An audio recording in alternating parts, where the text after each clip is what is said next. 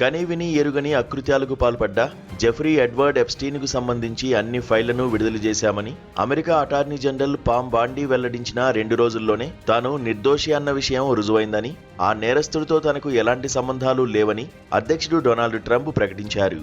ఈ ఫైళ్లలో ట్రంప్ పేరు 38,000 సార్లు ప్రస్తావితమైనప్పటికీ వాటిలో పేర్లు దొర్లినంత మాత్రాన అందరికీ ఎప్స్టీన్ ఘోర కృత్యాలతో సంబంధం ఉన్నట్లు కాదని కూడా అమెరికా న్యాయశాఖ ప్రకటించింది. ఎప్స్టీన్ ఈమెయిల్స్ లో ఉన్న వారి పేర్లపై ఇంటర్నెట్లో వస్తున్న రకరకాల ఫోటోలపై మరికొంతకాలం సోషల్ మీడియాలో అనేకానేక వదంతులు రావచ్చు, కానీ అమెరికానే కాకుండా ఎన్నో దేశాలను కుదిపివేసిన ఎప్స్టీన్ ఉదంతానికి తెరదించే ప్రయత్నం చాలా బలంగా జరుగుతోంది. నిజానికి 2019లో ఎప్స్టీన్ అమెరికా జైల్లో శవమై తేలినప్పుడే అతడి నేరాలకు మసిపూసి మారేడికాయ చేసే ఘట్టంలో ఒక ప్రధాన అంకం ముగిసినట్లయింది. అమెరికా ప్రధాన పార్టీల అగ్రనాయకులతో పాటు ప్రపంచవ్యాప్తంగా అనేక మంది నేతలు, వ్యాపారవేత్తలు, ప్రముఖులకు ఎప్స్టీన్తో ఉన్న సంబంధాల విషయమై తామిక ప్రకటించాల్సింది ఏమీ లేదని అమెరికా న్యాయశాఖ చెప్పడంతో అనేక మంది ఊపిరి పీల్చుకునే ఉంటారు. పైకి మర్యాదగా కనిపించే ప్రపంచ ఆర్థిక వ్యవస్థలోని డొల్లతనం, రాజకీయ వ్యవస్థలోని మురికి ఉబికి బయటకు వచ్చి తమను ముంచేయడాన్ని వారెలా ఆహ్వానిస్తారు? ఎప్స్టీన్ ఫైళ్లు బయటపడితే ప్రధానమంత్రి నరేంద్ర మోదీ ప్రభుత్వానికి ముప్పు వాటిల్లవచ్చని ఆయన ప్రత్యర్థులు అనేక మంది భావించారు. అయితే అది టీ కప్పులో తుఫానుగానే తేలిపోయింది. ట్రంప్ పని నిమిత్తమై మోదీ ఇజ్రాయెల్ వెళ్లారనే విషయం మినహా ఆ ఈమెయిల్స్లో మోదీ గురించి ఇంకెలాంటి ప్రస్తావన ఎక్కడా లేదు. ఇక కేంద్ర మంత్రి హర్దీప్ సింగ్ పూరి గురించి అనేకసార్లు ప్రస్తావనకు వచ్చినప్పటికీ ఎప్స్టీన్ నేర కార్యకలాపాల్లో ఆయన పాల్గొన్నారని చెప్పేందుకు ఎలాంటి ఆధారాలు లభించలేదు. తాను ఒక అంతర్జాతీయ శాంతి సంస్థలో పనిచేస్తున్నప్పుడు ఒక ప్రతినిధి వర్గంలో సభ్యుడిగా ఉన్న ఎప్స్టీన్ తనకు పరిచయమయ్యారని, ఆ తర్వాత భారత్కు ప్రయోజనాలు సమకూర్చేందుకు అతడి సహాయం తీసుకున్నానని హర్దీప్ సింగ్ వాదిస్తున్నారు. భారత విదేశాంగ శాఖ నుంచి 2013లో పదవీ విరమణ చేసిన హర్దీప్ సింగ్ 2019లో కేంద్ర మంత్రి మండలిలో నియమితులయ్యారు.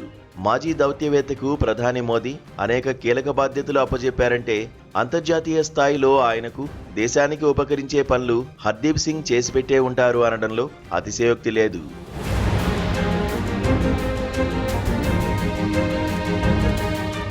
ఎప్స్టీన్ వ్యవహారం ఏమి చెబుతోంది? భారతదేశంలోనే కాదు మరే దేశంలో కూడా న్యాయపాలన సమానంగా లేదని స్పష్టం చేస్తోంది. వ్యక్తుల సంపద, పలుకుబడి, సామాజిక హోదాతో సంబంధం లేకుండా అందరికీ సమానంగా న్యాయం లభించే అవకాశం ప్రపంచంలో ఎక్కడా లేదని, దర్యాప్తు ప్రక్రియలో సంస్థాగత బలహీనతలు అంతటా ఉంటాయని వెల్లడించింది. ఆర్థిక శక్తి, రాజకీయ పలుకుబడి దన్నుతో నేర న్యాయ విచారణ వ్యవస్థను లెక్క చేయకుండా ఘోర కృత్యాలకు పాల్పడే తత్వం ప్రబలిపోవడం ఆధునిక న్యాయ వ్యవస్థకు ఒక ప్రధాన సవాలుగా ఉన్నది.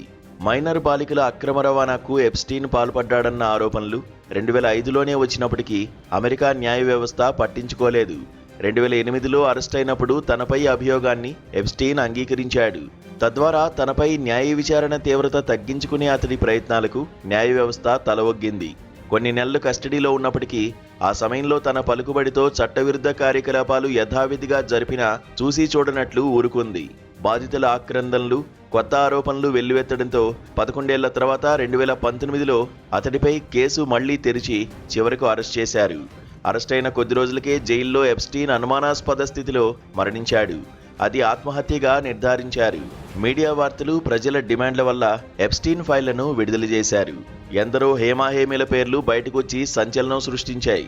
విషాదకరమైన విషయం ఏమంటే ప్రపంచమంతా ఇలాంటి ఎప్స్టీన్లతోనే నిండిపోయింది. రాజకీయ, ఆర్థిక వ్యవస్థల్లో ఉన్న లొసుగులను ఉపయోగించుకుని ఎప్స్టీన్ లాంటి వ్యక్తులు పెద్ద మనుషులుగా వెలిగిపోతుంటారు. ఎలాంటి డిగ్రీ అంటూ లేకపోయినా ఒకప్పుడు టీచర్గా పనిచేసిన ఎప్స్టీన్ చనిపోయే నాటికి $600 మిలియన్ ఆస్తులకు అధిపతి. న్యూయార్క్ నగరంలో అతిపెద్ద విలాసవంతమైన బంగ్లా, 2 ద్వీపాలు, న్యూ మెక్సికో, ప్యారిస్ల్లో ఇల్లు, అనేక కార్లు, ప్రైవేటు విమానాలు, పలు సంస్థల్లో భారీ పెట్టుబడులు ఆయనకు ఉన్నాయి. ఇవన్నీ ఎలా వచ్చాయి?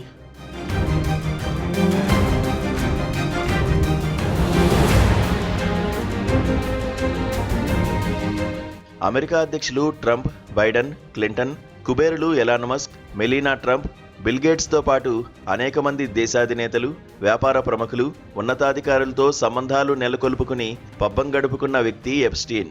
కనీసం 100 దేశాల రాజకీయ నాయకులు, సీనియర్ దౌత్యవేత్తలు, 200 మందికి పైగా బిలియనీర్లు, కార్పొరేట్ అధిపతులు అతడి ఉచ్చులో చిక్కుకున్నారు. అనేక మంది ప్రజాప్రతినిధులకు, న్యాయవాదులకు, చివరకు మీడియా సంస్థలకు నిధులు అందించాడు. యూనివర్సిటీలు, పరిశోధనా సంస్థలకు ఆర్థిక సహాయం అందించాడు. చివరకు నోమ్ చామ్స్కీ వంటి ప్రగతిశీల మేధావి కూడా అతడి ఆదరాన్ని పొందిన వారిలో ఉన్నారు. ఎప్స్టీన్ అనేక మందిని తన ప్రత్యేక విమానాల్లో తిప్పాడు. పలువురికి తన పామ్ బీచ్లోని బంగ్లాలో విలాసాలు చవిచూపించాడు. మోడలింగ్ను వృత్తిగా పెట్టుకున్న అనేక మంది యువతులను, మైనర్ బాలికలను లైంగిక అత్యాచారాలకు గురి చేయడమే కాక ప్రముఖులకు ఎరవేశాడు.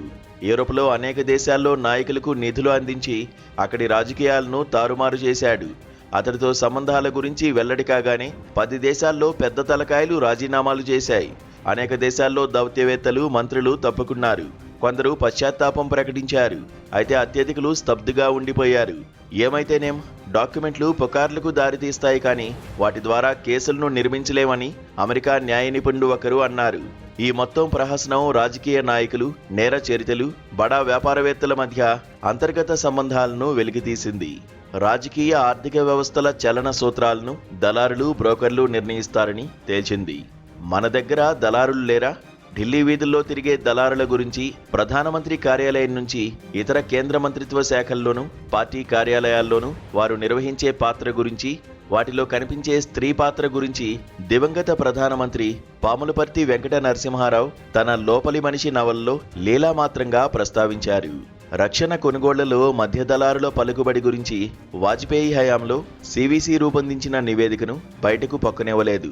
మధ్య దళారులను చట్టబద్ధం చేయాలని సెంట్రల్ విజిలెన్స్ కమిషన్ సూచించినప్పటికీ పారదర్శకంగా ఆర్థిక లావాదేవీలు వెల్లడించడానికి ఎవరు సిద్ధపడతారు?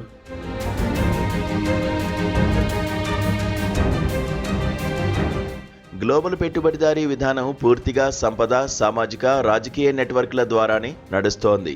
అధికారం తరచూ అధికారిక హోదాల ద్వారా కాకుండా నెట్వర్క్ల ద్వారా సాగుతుంది. మన దేశంలో నెట్వర్క్లు లాబియింగ్ పేరిట కేసులను పరిష్కరించుకునేందుకు, అక్రమంగా సంపాదించిన నిధులు విదేశాలకు బదిలీ చేసేందుకు, బడా వ్యాపారవేత్తలకు ప్రయోజనం కల్పించేందుకు నాయకులే తహతహలాడుతున్నారు. ఈ క్రమంలో స్పాన్సరింగ్లు, లైంగిక కార్యకలాపాలు, ఖరీదైన బహుమతులు, విలాసవంతమైన హోటళ్లలో విందులు మొదలైనవి మామూలే. ఇవన్నీ అభివృద్ధి ముసుగులో జరుగుతుంటాయి. ఎవరిని ఎక్కడ ఉంచాలో అన్న విషయంలో నేతలు విచక్షణ పాటించడం లేదు. బాధాకరమైన విషయం ఏమంటే ఈ బ్రోకర్లు, దళారులు కొన్ని సందర్భాల్లో బాహాటంగా దర్శనమిస్తున్నారు. అంతేనా, వారు చట్టసభల్లో సభ్యులు అయ్యేందుకు మన నేతలే దోహదం చేస్తున్నారు. ట్రాన్స్పరెన్సీ ఇంటర్నేషనల్ నివేదిక ప్రకారం మన దేశం అవినీతిలో 182 దేశాల్లో 91వ స్థానంలో ఉన్నది. నేషనల్ క్రైమ్స్ రికార్డ్ బ్యూరో నివేదిక ప్రకారం ప్రతి 8 నిమిషాలకు ఒక బాలిక మాయమవుతోంది. భారతదేశంలో సెక్స్ వ్యాపారం, చిన్నపిల్లల అక్రమ రవాణా గురించి సుప్రీంకోర్టు కూడా తీవ్రమైన ఆందోళన వ్యక్తం చేసింది. మన వ్యవస్థలు ఏ విధంగా పనిచేస్తున్నాయో దీన్ని బట్టి అర్థం అవడం లేదా? సనాతన ధర్మం, సాంప్రదాయం, రామరాజ్యం, దేశభక్తి, ధర్మం మొదలైన వాటి గురించి గంభీరంగా మాట్లాడే మన రాజకీయ నాయకులు నిజాయితీ, పారదర్శకత, జవాబుదారీ విధానంతో వ్యవహరిస్తున్నారా? దర్యాప్తు సంస్థలు, న్యాయ విచారణలు సక్రమంగా నడుస్తున్నాయా? చట్టాలకు నిబద్ధమైన వారిని వ్యవస్థలు కాపాడుతున్నాయా? అన్నిటికీ మించి నైతిక ప్రమాణాలను కాపాడగలుగుతున్నారా? అమెరికాలో కనీసం ప్రజల డిమాండ్ మేరకు ఒక దుర్మార్గుడికి సంబంధించి డాక్యుమెంట్లను బహిర్గతం చేశారు. మన దేశంలో ఇలాంటి ఘోరమైన రహస్యాల గురించి ఎవరు చర్చిస్తారు?